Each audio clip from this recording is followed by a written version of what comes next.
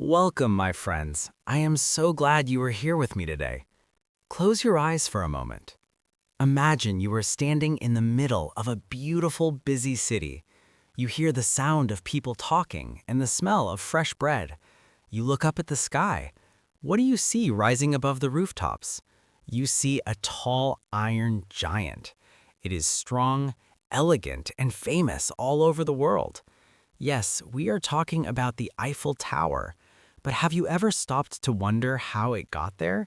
Was it always loved by everyone? Did people think it was a good idea at first? Today, the Eiffel Tower is the symbol of France. It is a place where people fall in love and take beautiful photos. It feels like it has always been part of the city.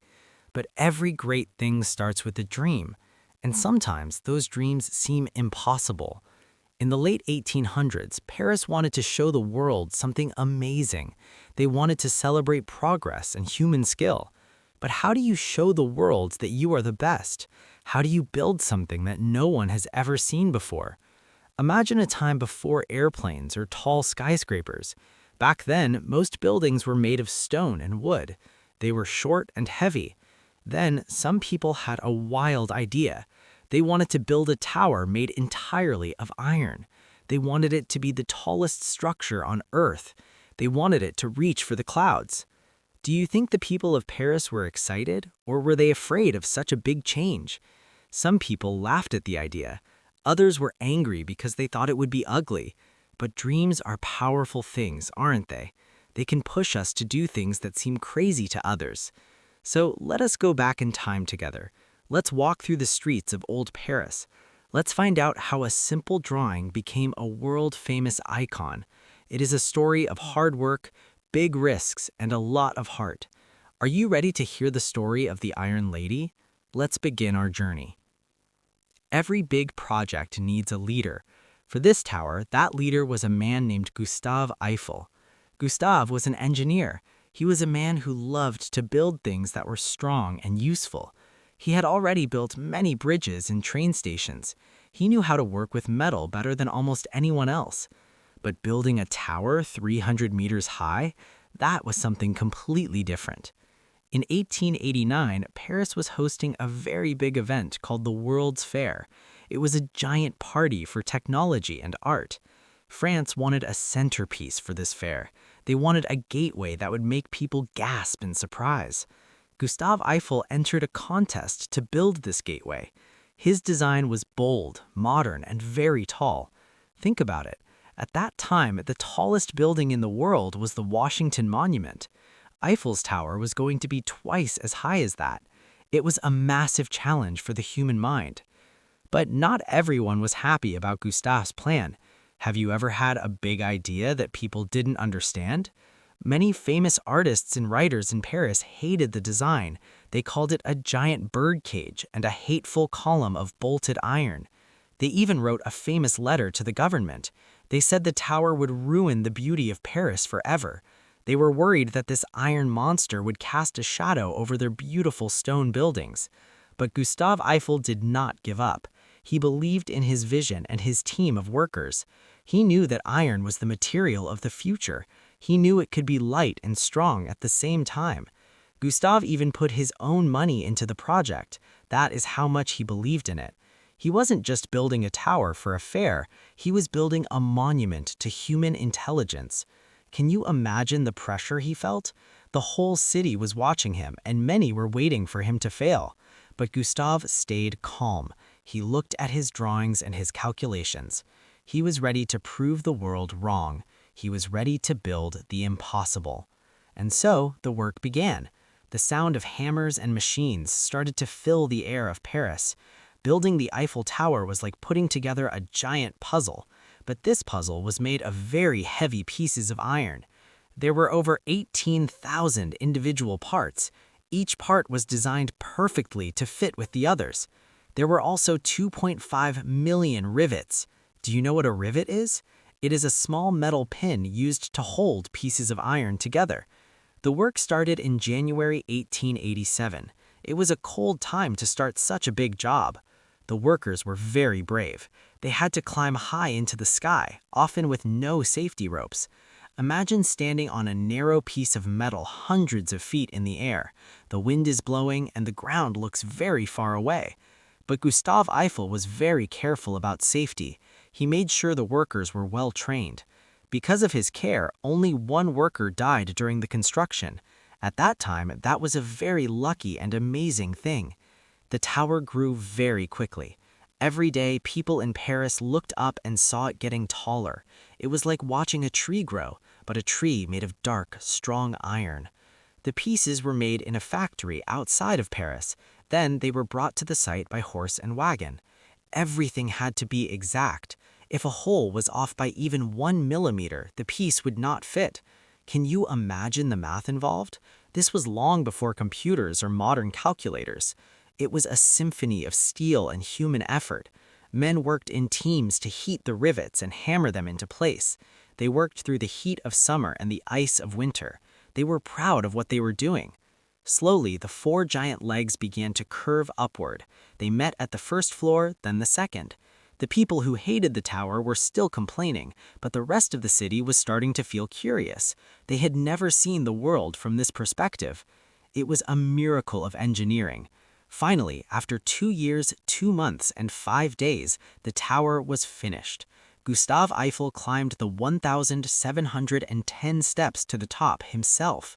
He was the first to fly the French flag from the peak. The Iron Lady was born. She stood tall, straight, and proud over the city of Paris. The year was 1889. The sun was shining on the city of Paris. The World's Fair was finally open. Millions of people from all over the planet came to see the wonders of the world, but everyone wanted to see one thing more than anything else. They wanted to see the Eiffel Tower. On the opening day, the tower was a sight to behold. It was painted a reddish-brown color back then. Imagine the excitement in the air. People wore their best clothes and hats to see the great iron giant. When the fair opened, the elevators weren't even finished yet, but that didn't stop the visitors.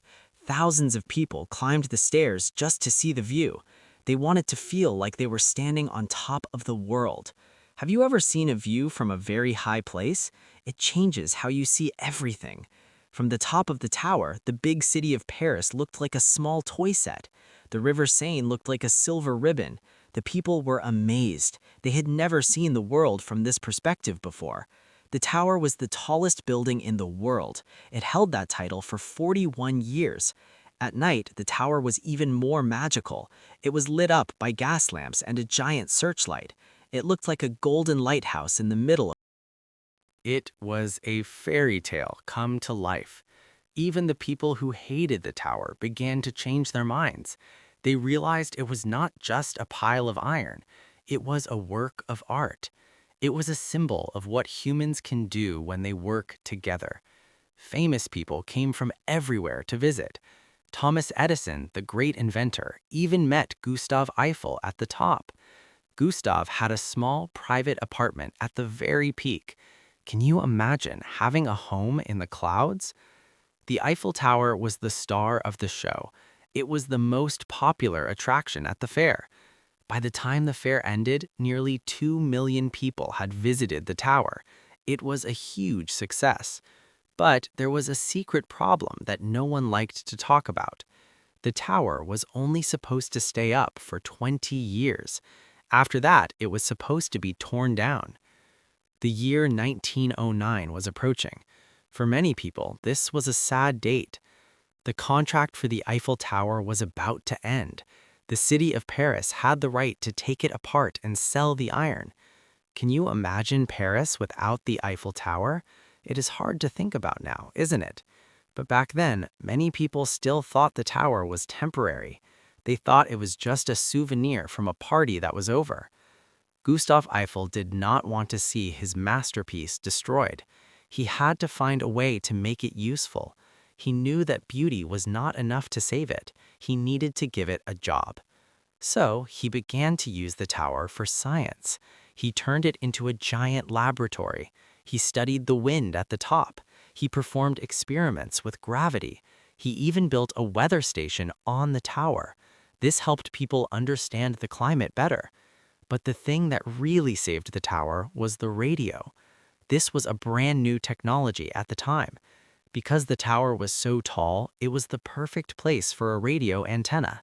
In 1903, the French military began using the tower for wireless telegraphy. This was very important for the army. During World War I, the tower's radio was used to listen to the enemy's messages. It helped France win important battles. Suddenly, the tower was not just a decoration. It was a hero. It was a vital part of the country's safety. The city decided to let the tower stay. They realized that it was worth more than just the price of its iron. As the years went by, the tower found more and more uses. It became a television tower and a telephone tower. It stood through wars and changes in fashion. It survived because it adapted to the times. Think about your own life. Sometimes we have to change and find new ways to be useful to keep going. The Eiffel Tower is a great example of that. It started as a dream, became a target of hate, and then became a necessary tool. It was no longer just a temporary building.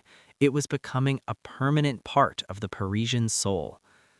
As time moved forward, something wonderful happened. The Eiffel Tower stopped being a piece of engineering and started being a friend. It became the Iron Lady that everyone loved. It became the heartbeat of the city. Whenever people thought of Paris, they thought of the tower. It appeared in movies, songs, and poems. It became a place of celebration. On Bastille Day, the tower is surrounded by beautiful fireworks. It became a place of romance. How many thousands of people have said, "I love you," under its lights?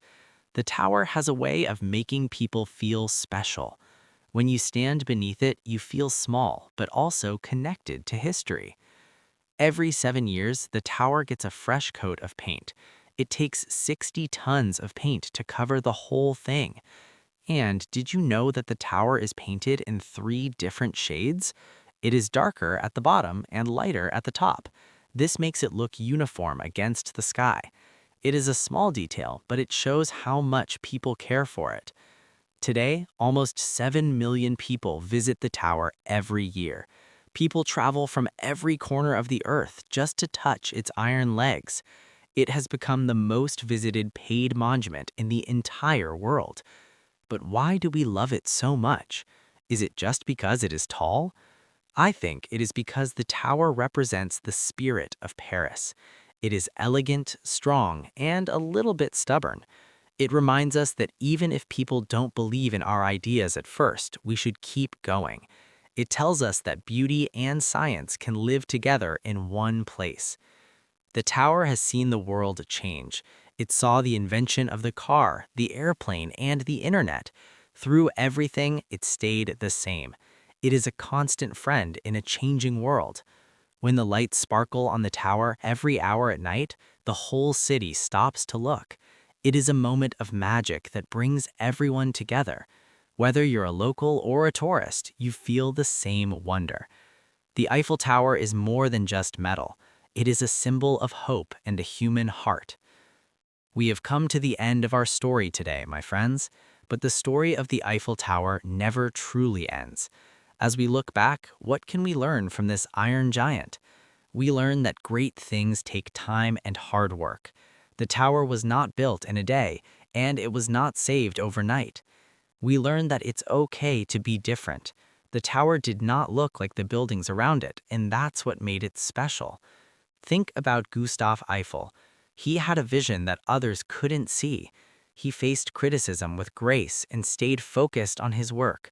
Today, his name is known by everyone because he dared to reach for the sky.